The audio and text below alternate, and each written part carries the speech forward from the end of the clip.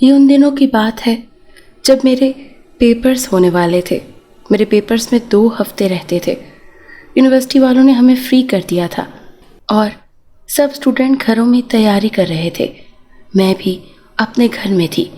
سردیوں کا موسم تھا۔ نہانے کے بعد میں اپنی کتابیں لے کر چھت پر چلی گئی دھوپ سیکنے کے لیے، جبکہ میری دادی مجھے کہتی رہی شام کے وقت بال کھلے چھوڑ کر چھت پہ مت جاؤ، لیکن میں نے ایک نہ سنی اور چھت پر چلی گئی۔ ابھی مجھے بیٹھے کچھ ہی دیر ہوئی تھی کہ مجھے ایسا لگا جیسے کوئی میرے پیچھے سے گزرا ہے۔ میں نے جھٹ سے پیچھے دیکھا تو کوئی نہ تھا۔ میں نے اسے اپنا وہم سمجھا اور پھر سے پڑھنے لگی، مگر تھوڑی دیر کے بعد پھر ایسے ہی سایہ سا گزرا۔ دیکھنے میں پہاڑ کچھ نظر نہ آیا۔ 1-2 دفعہ، اب تو 3-4 دفعہ گزرا، کبھی پیچھے تو کبھی آگے سے۔ اب تو میری سانس رکنے لگی خوف سے، کیونکہ شام کا وقت تھا، کوئی چھت پر نہ تھا اور میں نے بھی کسی کو چھت پہ آنے سے منع کیا تھا۔ اب ایک سایہ مسلسل میری طرف آ رہا تھا۔ دیکھنے میں وہ 7 فٹ لمبا تھا، پاؤں اس کے مڑے ہوئے تھے، شکل اس کی اس قدر ہیبت ناک تھی کہ کوئی بھی مضبوط اعصاب کا مالک انسان بھی ہوگا تو وہ ڈر جائے گا، اور میں تو خوف سے کانپ رہی تھی۔ اتنی ہمت نہ تھی کہ کسی کو نیچے سے بلا سکوں۔ جیسے جیسے وہ میرے قریب آ رہا تھا میں پیچھے کو سرک رہی تھی، یہاں تک کہ میں دیوار سے لگ گئی۔ پھر ایک تیز ہوا کے جھونکے سے وہ میرے قریب آیا۔ اس سے پہلے کہ وہم کچھ کہتا یا میں اسے کچھ کہتی، میں اپنے حواس کھو بیٹھی اور چھت پر گر کر بے ہوش ہو گئی۔ آخری الفاظ جو میں نے سنے وہ یہ تھے کہ تم نے میرے کام میں رکاوٹ ڈالی ہے، سزا بھگتنے کے لیے تیار ہو جاؤ۔ جب مجھے ہوش آیا تو میری دادی کوئی سورت پڑھ کر پھونک رہی تھی، اور میں نے یاد کیا کہ میں کہاں ہوں تو سارا منظر میری آنکھوں کے سامنے گھوم گیا۔ میں جھٹ سے اٹھ گئی جبکہ چہرہ میرا پسینے سے تر تھا۔ سب میری طرف دیکھ رہے تھے، جبکہ میں اس قدر ڈر گئی تھی کہ مجھ سے کچھ بولا نہ گیا۔ اس سے پہلے میں کچھ بتاتی مجھے سامنے کھڑکی میں وہی سایہ نظر آیا، اور اس نے اشارے سے مجھے خاموشی اختیار کرنے کو کہا اور ساتھ اشارہ کیا کہ اگر میں نے کچھ بھی بتایا تو وہ میرے بابا جو کہ میرے سامنے کھڑے مجھے پریشان نظروں سے دیکھ رہے تھے ان کی طرف اشارہ کیا۔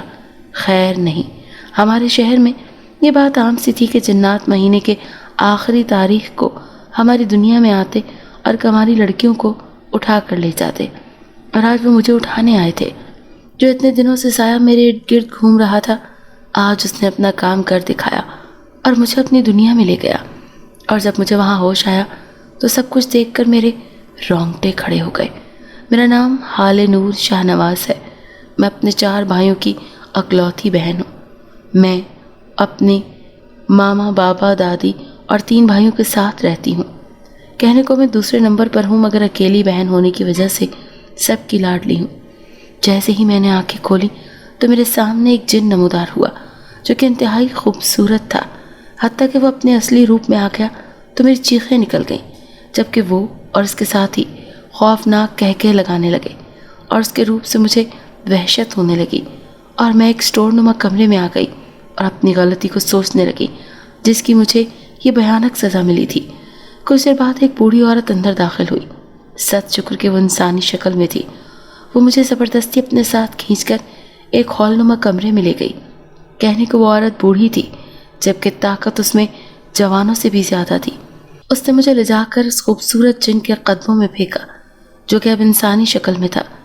مجھے اس کمرے سے وحشت ہو رہی تھی۔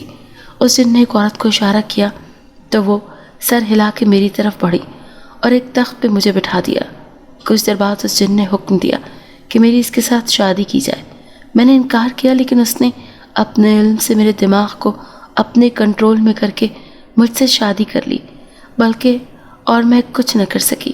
کچھ دنوں بعد پتہ چلا کہ اس دن جب میں چھت پر بیٹھی تھی تو اس جن کا خاص آدمی ہمارے شہر سے کنواری لڑکیاں لے کے جا رہا تھا، اور میرے چھت پہ ہونے کی وجہ سے اس کے منتر کا اثر ختم ہو گیا اور وہ لڑکیاں بچ گئیں، کیونکہ کوئی بھی شام کے وقت ہمارے شہر میں کنواری لڑکی چھت پر نہیں جاتی تھی، جبکہ میں نے اپنی نادانی کی وجہ سے اپنے ساتھ ساتھ اپنے ماں باپ کو بھی دکھ دے ڈالا۔